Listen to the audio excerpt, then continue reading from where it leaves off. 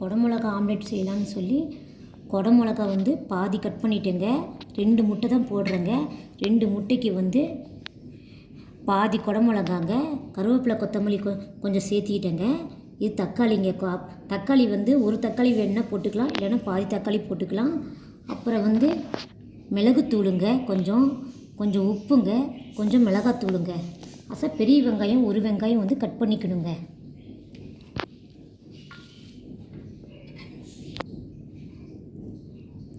ரெண்டு முட்டை வந்து உடச்சி ஊற்றிக்கிட்டேங்க. நல்லா ஸ்பூன் வச்சு நல்லா கலரணுங்க. அப்புறம் வந்து கட் பண்ண வெங்காயம் வந்து கொஞ்சமாக சேர்த்துக்கணுங்க. கொஞ்சமாக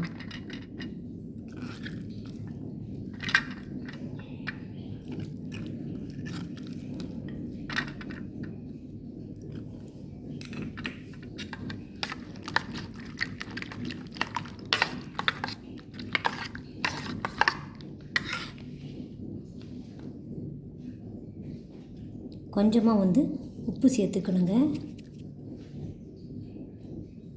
தேவையான அளவு மிளகாத்தூள் சேர்த்துக்கலாங்க. அப்புறம் வந்து கட் பண்ண குடமிளகா சேர்த்துக்கணுங்க.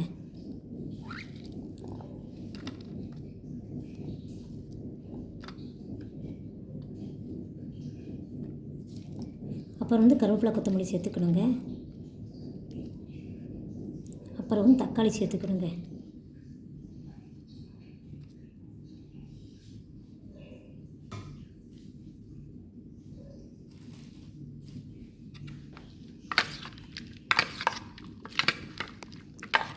நல்லா 3 சேர்த்து நல்லா ஒட்டுக்காக கலரிக்கணுங்க.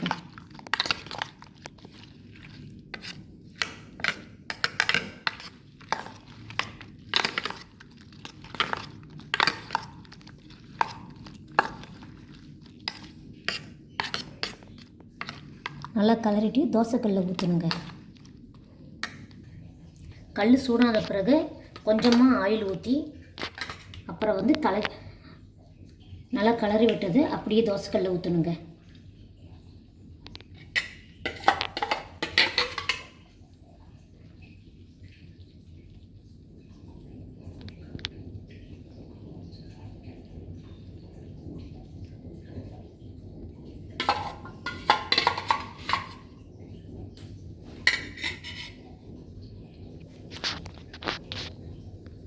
வெங்காயம் மட்டும் போட்டு ஆம்லெட் போட்டு சாப்பிட்டுக்கிறேன். இந்த குடமிளகா போட்டு செஞ்சு சாப்பிடுங்க. நல்லாயிருக்கும், நல்லா ருசியாகவும் இருக்குங்க. உடம்புக்கு வந்து குடமிளகா சேர்த்துக்கிட்டா ரொம்ப நல்லதுங்க. இதில் வந்து கொஞ்சம் பெப்பர் போடணுங்க.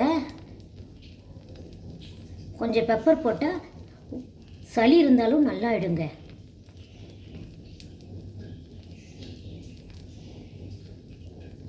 சின்ன பிள்ளைங்களுக்கு இந்த மாதிரி செஞ்சு பெப்பர் போட்டு கொடுங்க, சாப்பிட்றதுக்கு நல்லாயிருக்கும்.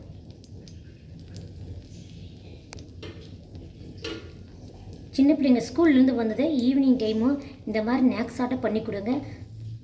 பிள்ளைங்க நல்லா விரும்பி சாப்பிடுவாங்க.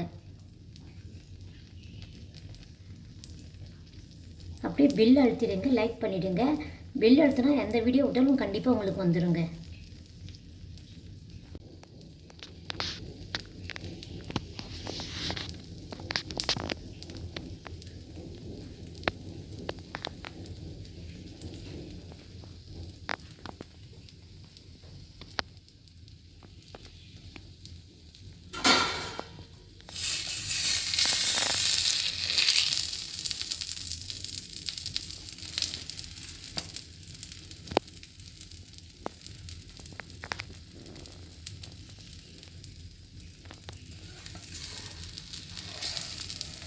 அப்படியே முதல்ல ஆம்லேட்டை வந்து திருப்பி போடணுங்க.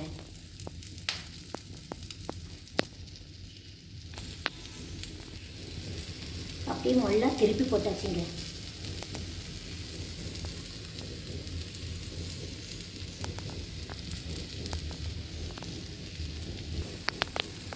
பாருங்கள், திருப்பி போட்டாச்சுங்க. நல்லா வெந்துருச்சுங்க ஆம்லேட்டு.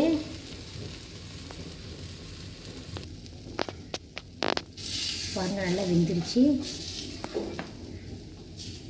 அப்படியே முதல்ல எடுத்து போடுறேங்க.